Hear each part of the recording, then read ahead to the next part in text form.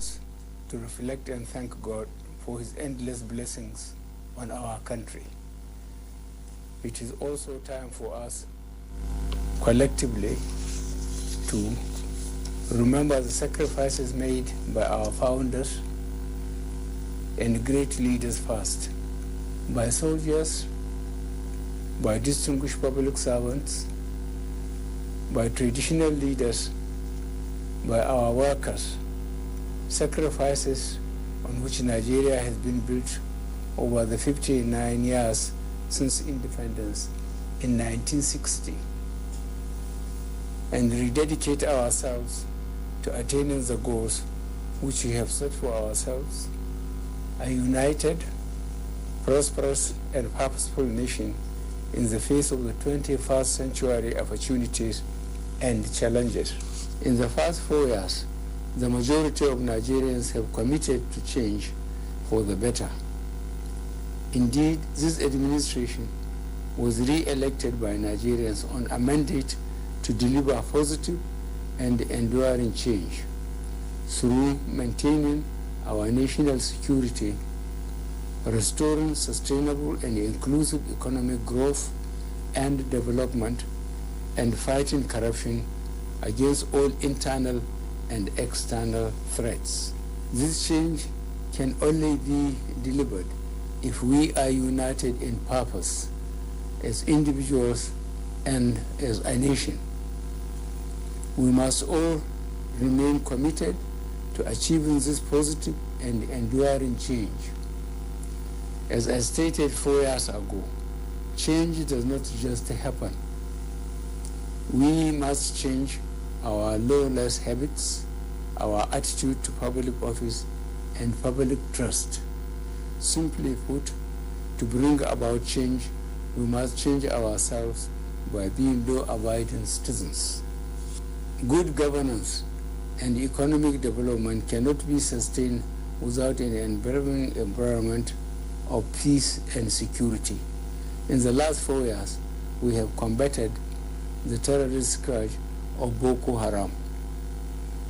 We owe a debt of gratitude to our gallant men and women in arms, through whose efforts we have been able to achieve the present results.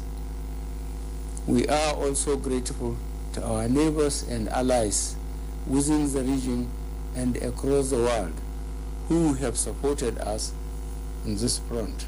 The capacity of our armed forces to defend our territorial integrity continues to be enhanced by the acquisition of military hardware, as well as continued improvements in the working conditions of our servicemen and women. The Ministry of Police Affairs has been resuscitated to oversee the development and implementation of strategies to enhance internal security.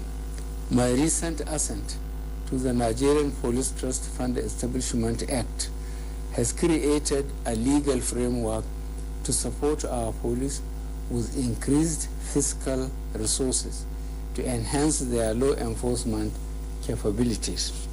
These initiatives are being complemented by the ongoing recruitment of 10,000 constables into the Nigerian police force.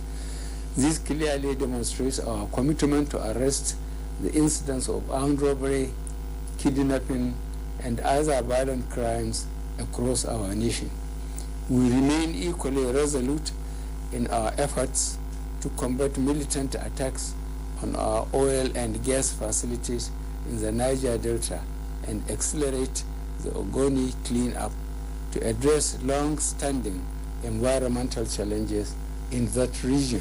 The recent redeployment of the Niger Delta Development Commission from the Office of the Secretary to the Government of the Federation to the Ministry of Niger Delta Affairs underscores our commitment to enhance the living standards of our communities in the Niger Delta through coordinated and appropriate programs. Our attention is increasingly being focused on cyber crimes and the abuse of technology through hate speech and other divisive material being propagated on social media. Whilst we uphold the constitutional rights of our people to freedom of expression and association, where the purported exercise of these rights infringes on the rights of other citizens or threatens to undermine our national security, we will take firm and decisive action. In this regard, I reiterate my call for all to exercise restraint, tolerance, and mutual respect in airing their grievances and frustrations. Whilst the ongoing national discourse on various political and religious issues is healthy and welcome, we must not forget the lessons of our past, lessons that are most relevant on a day such as this. The path of hatred and distrust only leads to hostility and destruction.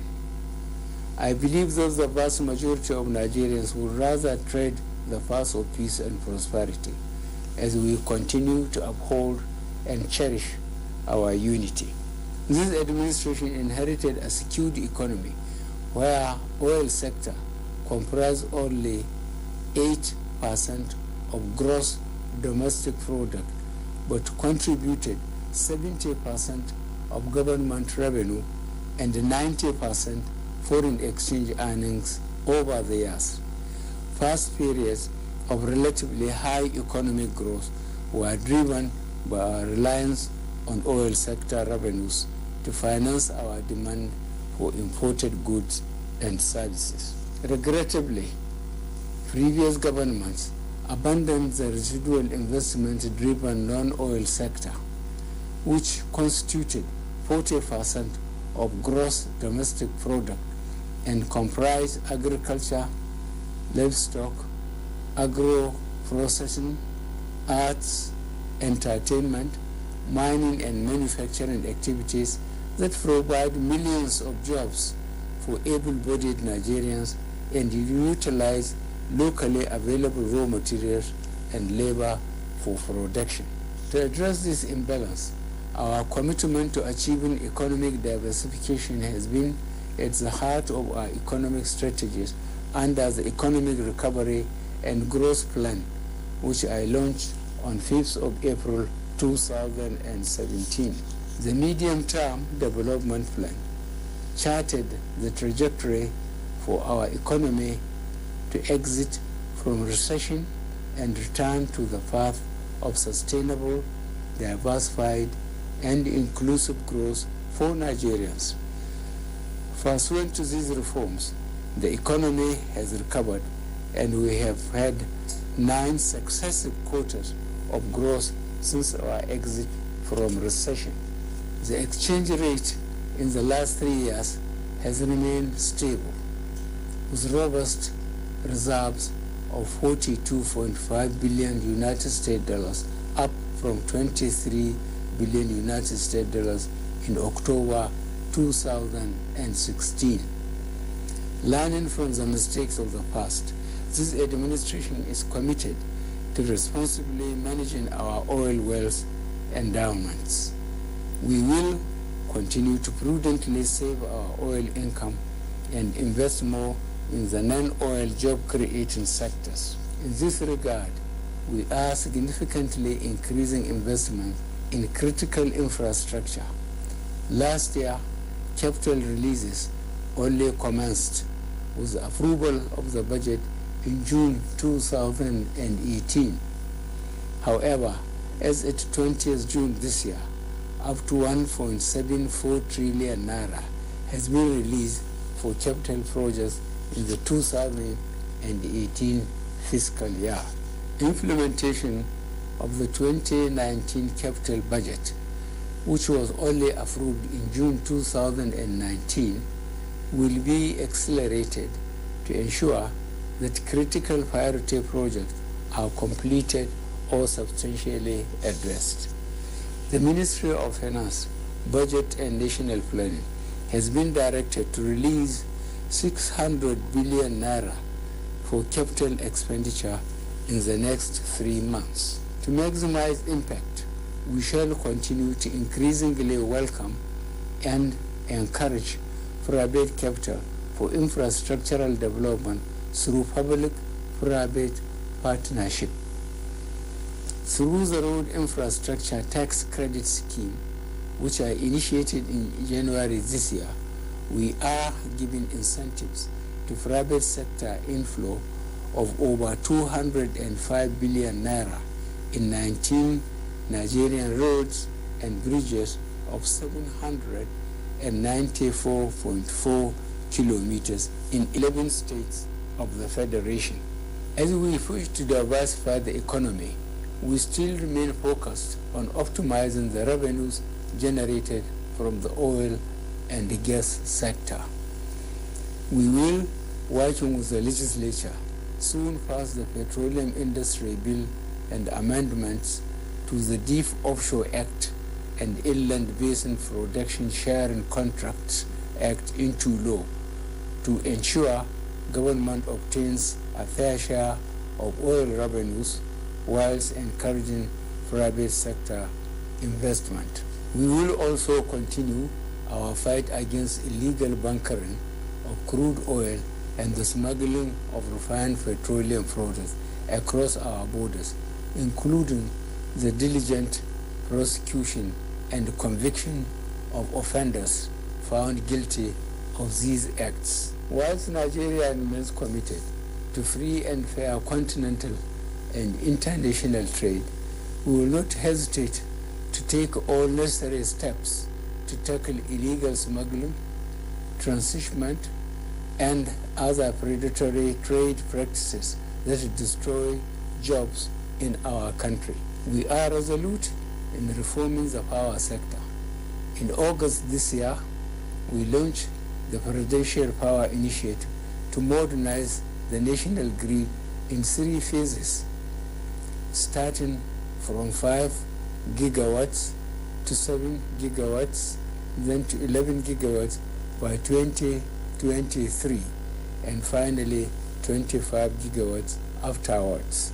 This program, in partnership with the German government and Siemens, will provide end-to-end electrification solutions that will resolve our transmission and distribution challenges.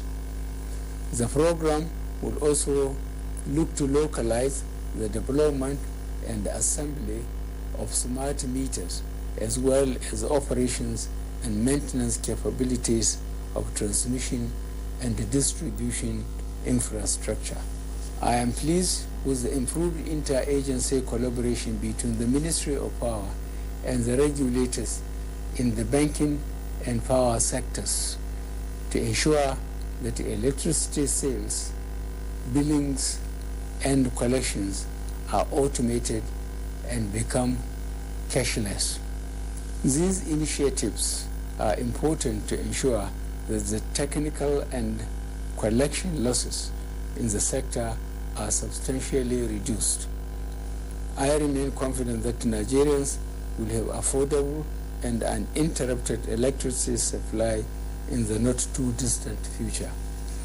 Our efforts to improve the power sector will complement other infrastructure investments projects under the Presidential Infrastructure Development Fund, which is investing in the Mambila Power Plant project, as well as key economic road infrastructure such as the Lagos-Ibadan Expressway, Second Niger Bridge, and Abuja-Kano Expressway.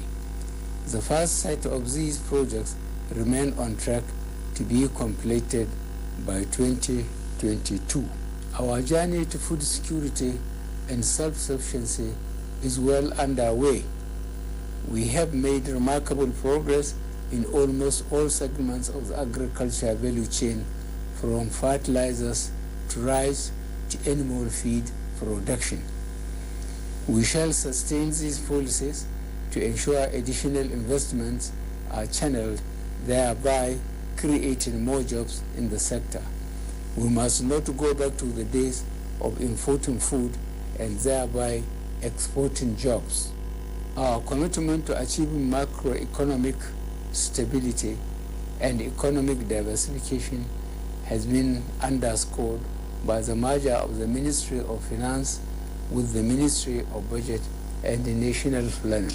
This combined ministry has the important mandate to enhance the management of domestic and global fiscal risks, coordinate policies with the trade and monetary authorities, raise and deploy revenues to fund budgeted expenditure, and integrate annual budgets and medium-term fiscal strategies.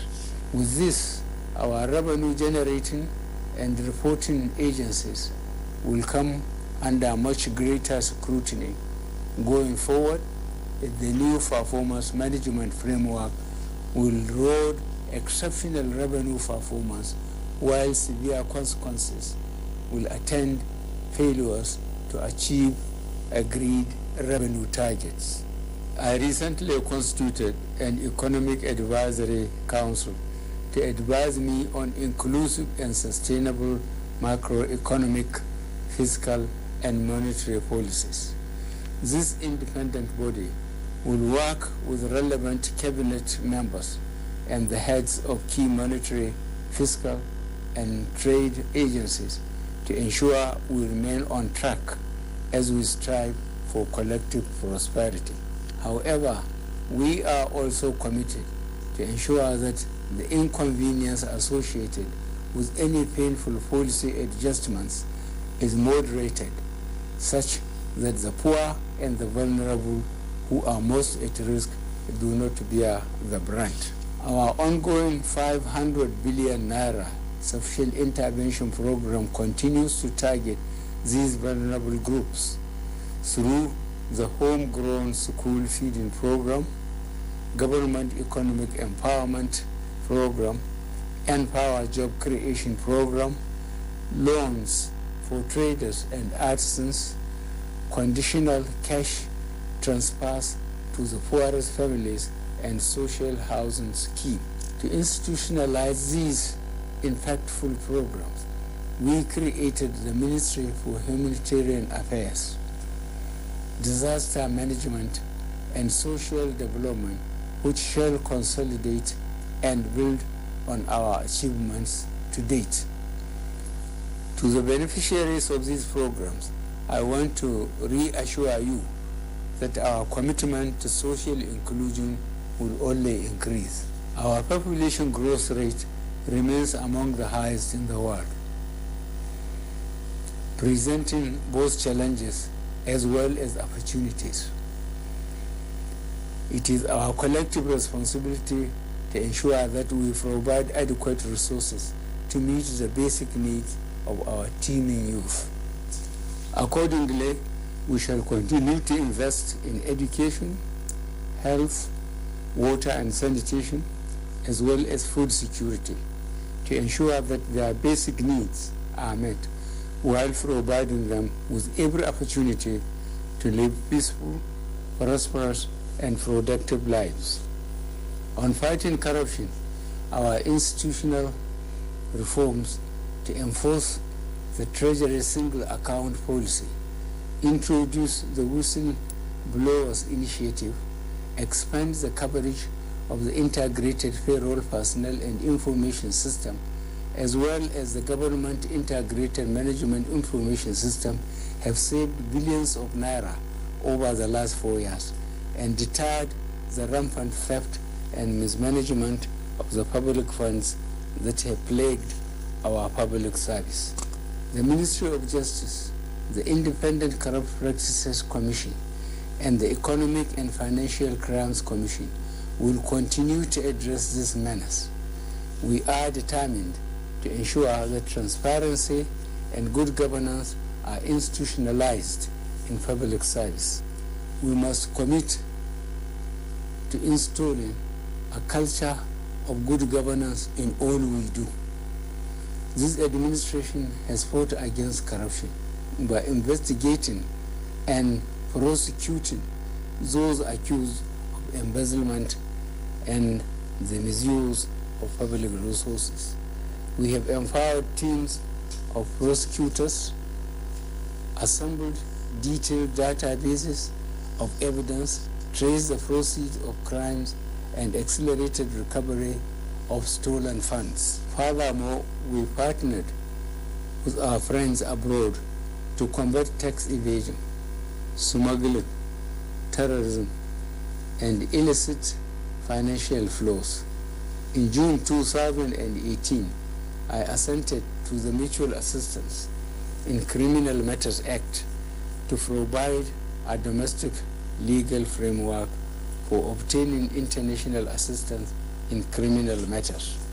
This measure has already strengthened our law enforcement agencies in obtaining evidence, investigating suspects, and facilitating the recovery, forfeiture, and confiscation of property implicated as proceeds of crime. An example is the 300 million United States dollars recently identified as part of the Abacha money laundering case, working closely with the government of the United States of America. The Federal Ministry of Justice is working with the United States Department of Justice to conclude a memorandum of understanding to expedite the repatriation of these. The P&ID Arbitral Award has underscored the manner in which significant economic damage has been caused by the past activities of a few corrupt and unpatriotic Nigerians. The policies that we are putting in place today are to ensure such criminal and unpatriotic acts do not go without consequences. Our renewed partnership with the 9th National Assembly will facilitate the swift passage of enabling laws that will institutionalize these anti-corruption efforts in our criminal justice system. In this connection, I call upon our states to intensify their own efforts to instill greater fiscal transparency and accountability, and to ensure greater fiscal efficiency and optimum use of our very scarce resources. The blight of corruption is fighting back. Nevertheless, this is a battle that we shall see through, and this is a war which we shall win by the grace of God. I will also call upon all Nigerians from every walk of life to combat corruption at every turn by choosing to question and confront corrupt practices, by reporting unethical practices, or through whistleblowing. Together, we can overcome corruption and will no longer be a country defined by corruption. Fellow Nigerians, let me reiterate my call for unity across our dear nation. Nigeria will emerge from our present challenges stronger and more resilient than ever, but only if all of us join hands to entrench good governance, foster inclusive economic development, and defend and protect our nation from all those who would wish us ill. I thank you all. I thank you most sincerely and wish you a happy Independence anniversary. May God bless you all, and may He continue to bless the Federal Republic of Nigeria.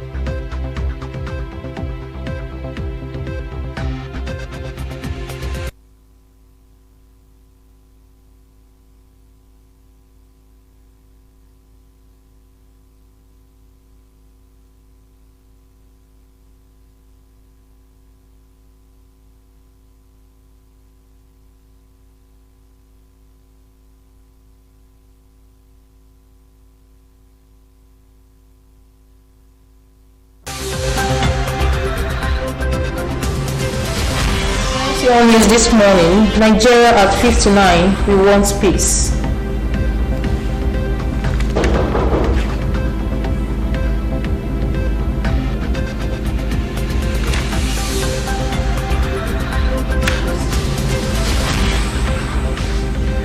Ugwuanyi assigns portfolios to commissioners, advisors.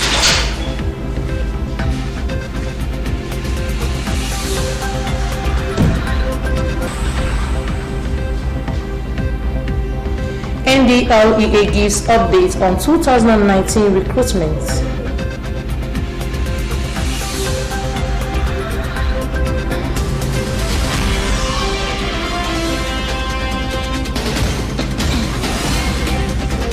Tokyo 2020 qualifiers, Super Falcons off to Abidjan.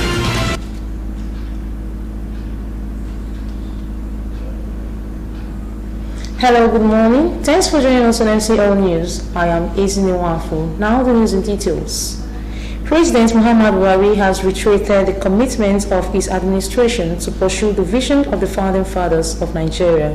President Buhari stated this in his live broadcast to Nigerians this morning to mark the 59th independence anniversary of the nation.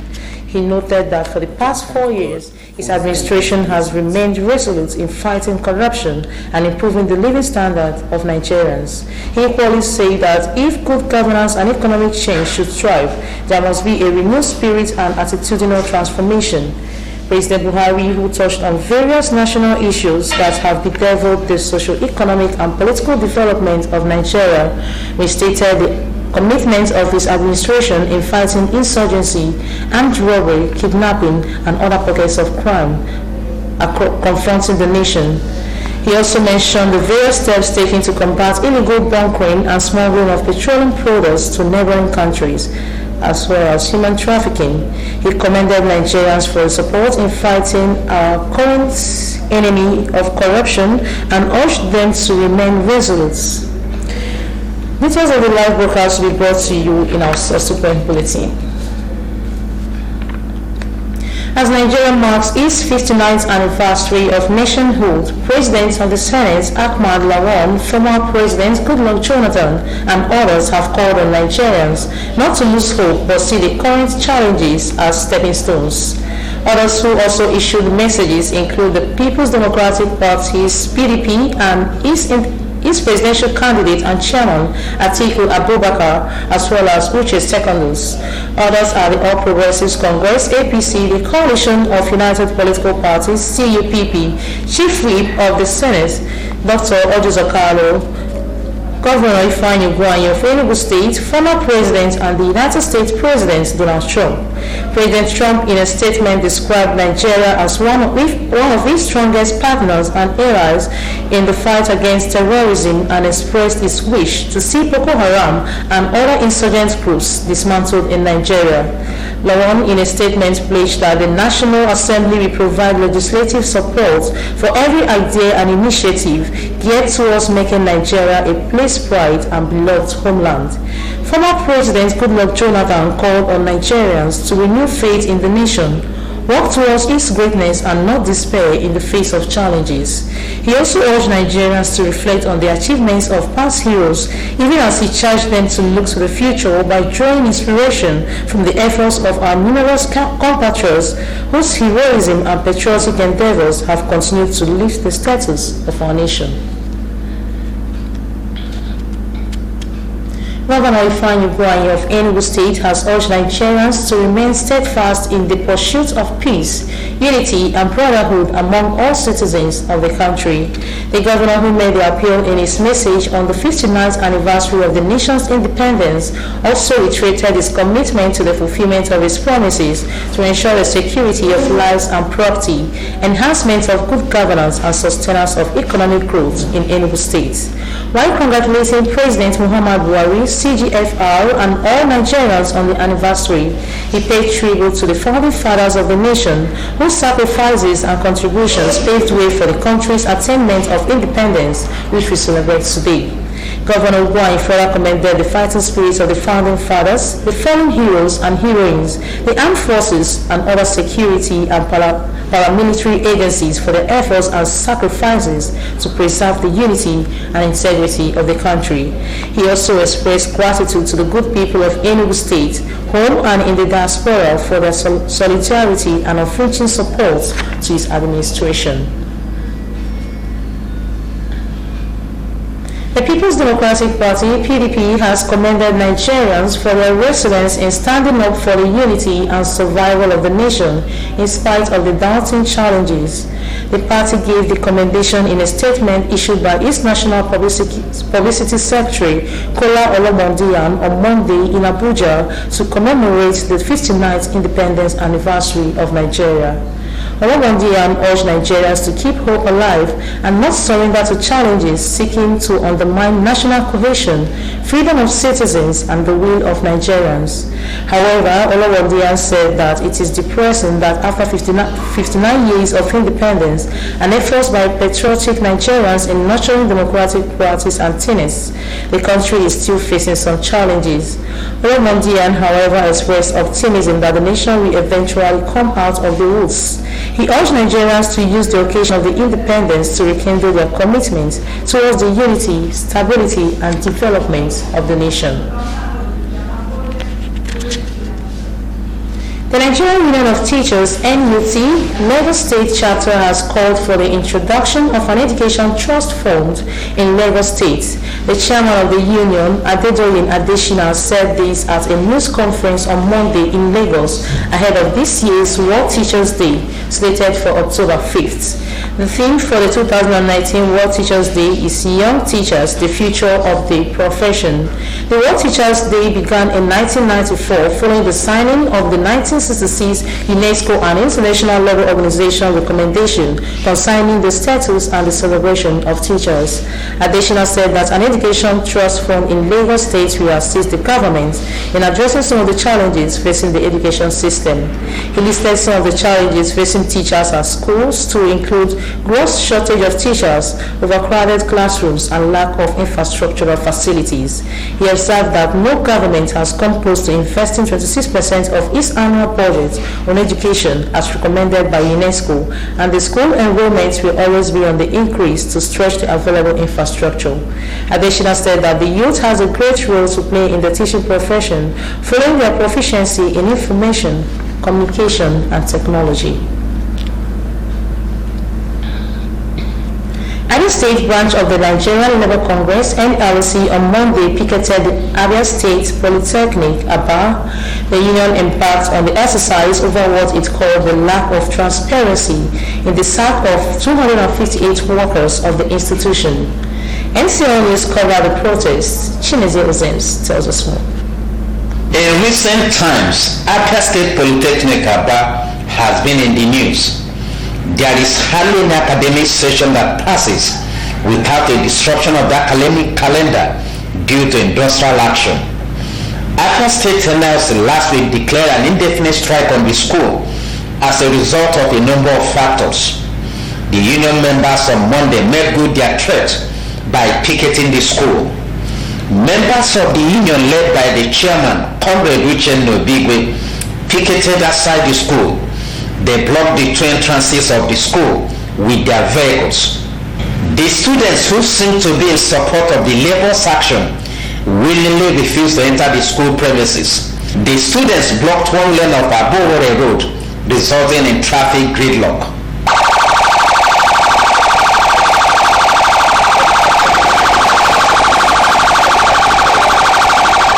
Efforts made by some members of the student union government to pacify their colleagues failed to yield the desired result. Labour don't have an issue with Nigerian students. They have an issue with management. Let them go and settle their scores with the management. Our exams are the fix. Those of you in the queue and enter the queue. You are fighting not to enter the street. It's your own judgment. Any institutions have graduated this thing. What's the lesson now? I'll cover my next one. Please, let us go.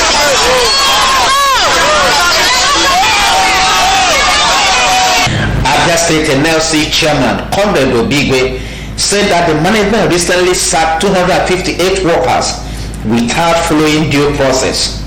Other issues border on the non-payment of 17-month salary arrears owed the workers and the non-remittance of workers' cooperative fund amounting to about 200 million naira. Labour is not against sacking anybody that forged certificate or who falsifies his or her records.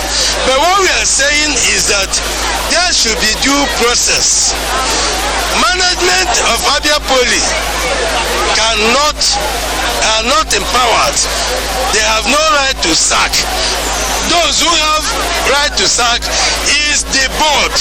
As workers, we know that every employee has a right as provided for in the Labor Acts, and we know that over 200 workers have been sacked and the process have not been transparent, and our union is saying no to that. The management of Abia State Polytechnic Aba recently fired 258 workers of the school. In a press release, the management explained that the action was the result of the verification exercise carried out in 2017. The school management claimed that the downsizing of the school's workforce had the blessing of the Abia State Executive Council. The rector of the institution, Professor Ezionebo, was not available to speak to MCL News at the time of filing this report. Chimezie Ozems, MCL News.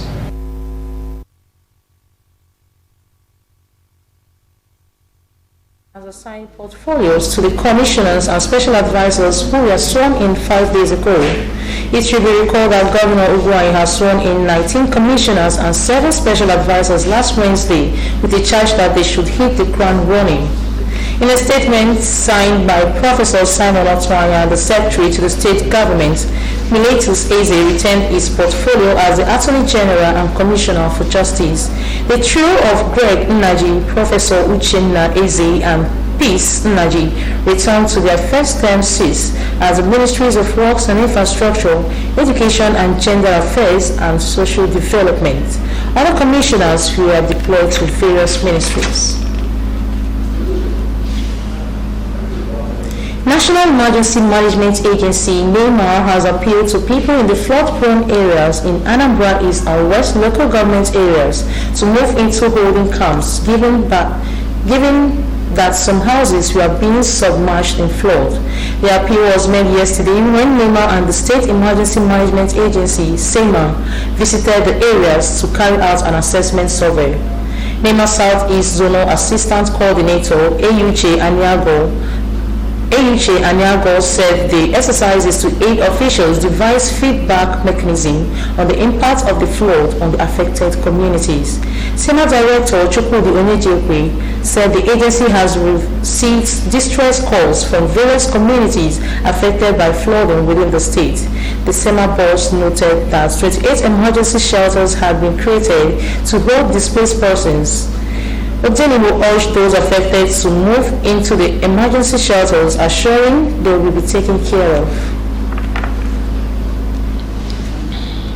Still to come on MCL News, we have changed the orientation of other artisans, says Governor Ibazo. Bayelsa House of Assembly Speaker impeached. Details after the commercial break when we connect with our Omaya Studios. Do stay with us.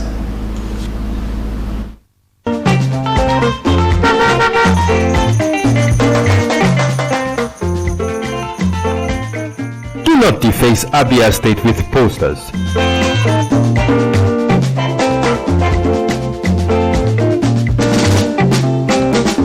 Do not defecate on our streets. Do not litter Abia State.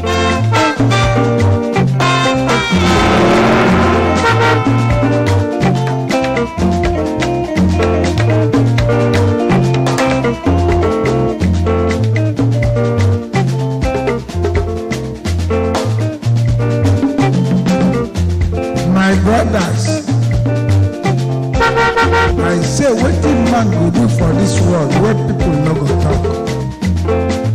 If you chop, Do not urinate in public places. you no chop, dem go talk. Wetin make you do for this world? I say make we dey do the things when we carry for house, na so one wonder. Abi no be so. Keep Abia State clean. This message is brought to you by MCLtv.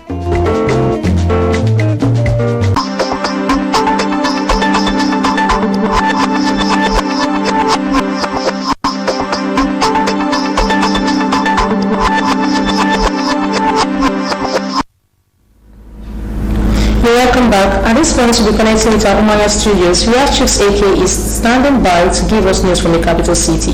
Good morning, Chiefs AK.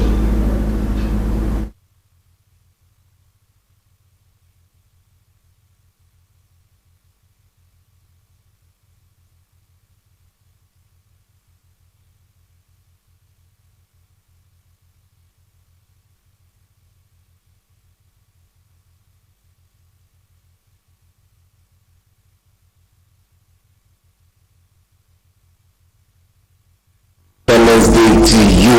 Welcome to Umuahia and Chiefs AK.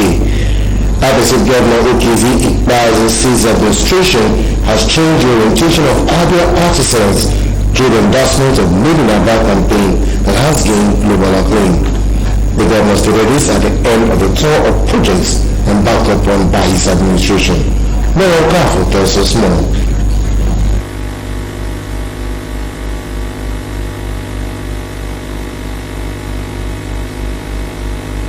Ikpeazu explained that the Made in Abia campaign is an endorsement of the useful sex of the Nigerian youths residents at the university. He said this has not only encouraged the youths, but has enhanced capacity building among them. The governor reiterated the determination of his administration to make Abia the shoe manufacturing hub of not just Nigeria, but Africa at large. The Abia #1 citizen said the decision to attract the independent power project of the federal government to Area Shoe cluster for uninterrupted power supply is one of the strategies aimed at achieving this. Life, business has returned to Abia, but it is coming with it the issues and pressure on our fragile infrastructure. We are determined to be the major suppliers of shoes, not only to the 180 million Nigerians that need them, but we want to be the major suppliers of shoes to Africa and other parts of the world. And we are determined to make Abia State the hub for shoe manufacturing in Nigeria and Africa. Governor Ikpeazu, regretting that the deplorable condition of federal rules in the state has hampered economic growth, says the administration will not relent in making Abia great again.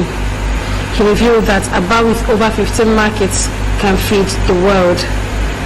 The governor also spoke on his administration's achievements on education, agriculture, and security. Apart from training our teachers, is also to improve and enhance the teaching environment or study or learning environment, which gave us to 340 brand new classroom blocks across Abia and 4 model schools. Each of these model schools is designed to have an e-library and a laboratory powered by solar, residential quarters for teachers, and residential quarters for students. We are trying to create a cassava economy. We are looking for a cassava processing plant that will process to starch of pharmaceutical grade. We have a very robust security architecture that encourages gatekeepers in our various communities that give us pieces of information about the movement of people that are suspicious and those that are on our wanted list.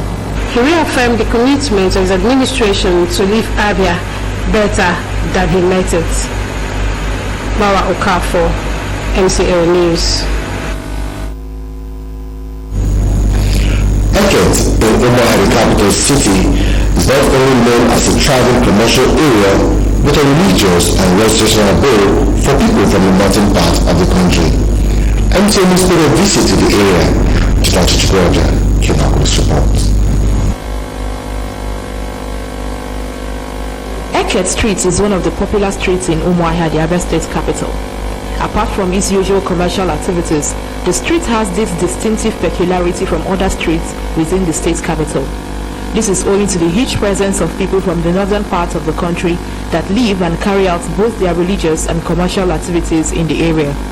A visit to Eket Street shows that the entire area has become what the natives simply term in local parlance as Amaosa, a hamlet for the Hausas, even though it is a fact that not all Nigerians of northern origin are Hausas. On our visit to this popular street, we discovered that businesses here have expanded even to the adjoining Owerri Road. For Muhammad Yusuf, Umuahia is home, in that he was born and raised here. He says he sees himself as an admixture of two Nigerian tribes. This is evident in his fluent interactions with his customers in Igbo language. So far we're fine. So I'm part of the Igbo indigenous Umuahia. They born me with them. We grow up in the same house, the same street. We attend the same Otakara. That is a nursery school, primary school, secondary school. So anything concerning Igbo, the only thing is that I'm only Hausa. My parents are Hausa, but all my staying, I stay with Igbo. Just like the Igbo proverb that a traveler keeps no enemies, this set of Nigerians say their stay in Umuahia have been peaceful. To buttress this point, they say they have started enjoying the Igbo delicacies as well as adding a few Igbo words to their lexicon. Their presence in the area appears to be a welcome development, as confirmed by a customer who patronizes their services. Why you like that?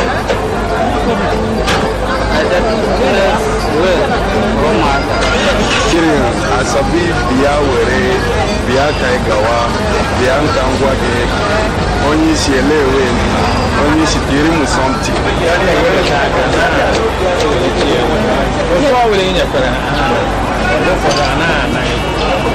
However, this respondent is worried about the unrest and animosity across the country.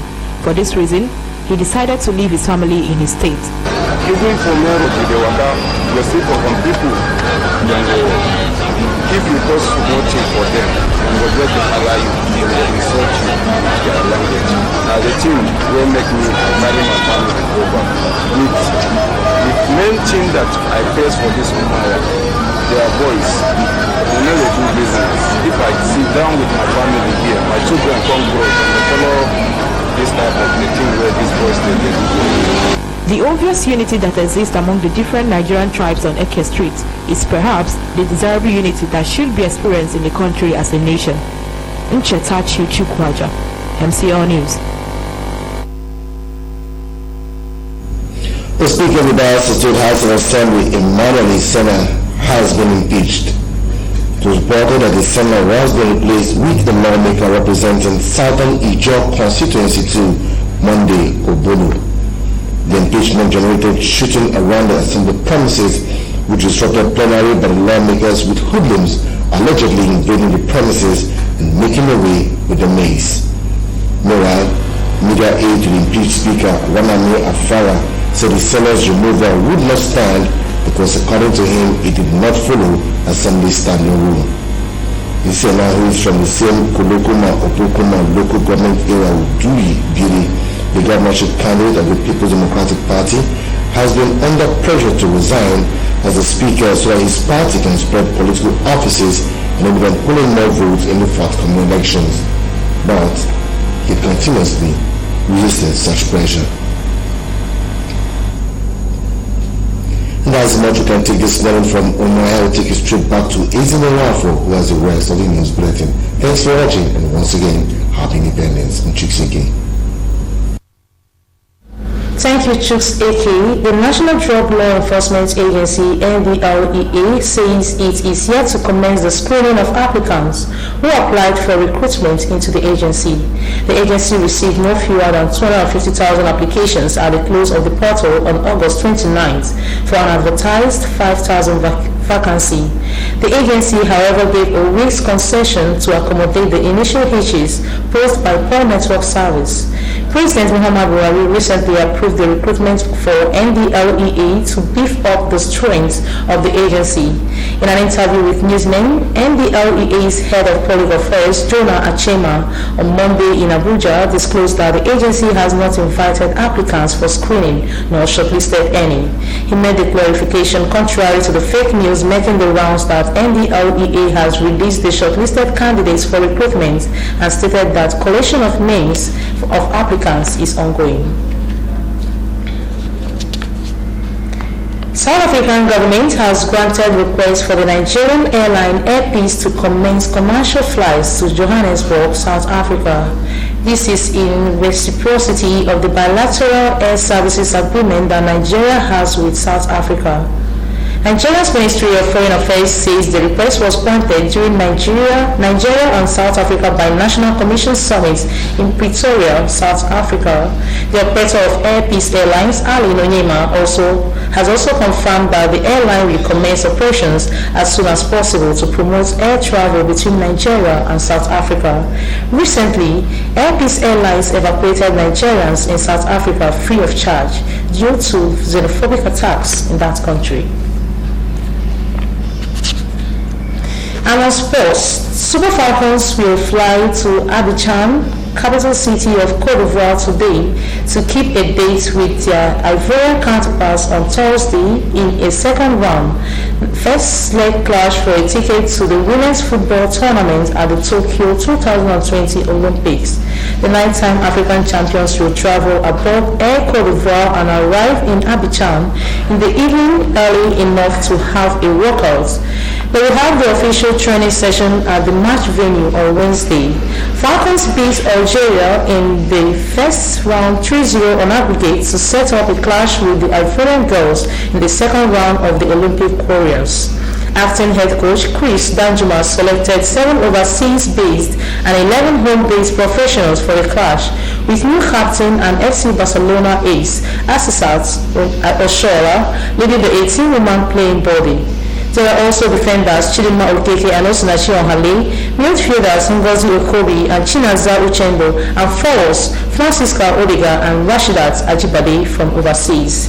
Goalkeepers Tochukwu Oluwehi and Chiamaka Nadozie, defenders Ugochi Emenayo, Mary Ebona and Miriam Ibrahim, midfielders Amarachi Okoronkwo, Cecilia Nku, Ihoma Onyebuchi and Regina Otu, and forwards Gift Monday and Rafiat Sule complete the roster. And with that, we've come to the end of the news package this morning, but before we go, a look at our major stories. As Nigeria marks its 59th anniversary of nationhood, President of the Senate Ahmad Lawan, former President Goodluck Jonathan, and others have called on Nigerians not to lose hope but see the current challenges as stepping stones. The governor of Enugu State, Ifeanyi Ugwuanyi, has assigned portfolios to the commissioners and special advisors who were sworn in 5 days ago. The National Drug Law Enforcement Agency, NDLEA, says it is yet to commence the screening of applicants who applied for recruitment into the agency and its force. Super Falcons will fly to Abidjan, capital city of Cote d'Ivoire, today to keep a date with their Ivorian counterparts on Thursday in a second round first leg clash for a ticket to the women's football tournament at the Tokyo 2020 Olympics. That was the news. Thanks for watching. Please do join us again by 8 a.m. for Good Morning Abia. I am Izini Wafo. Once again, good morning.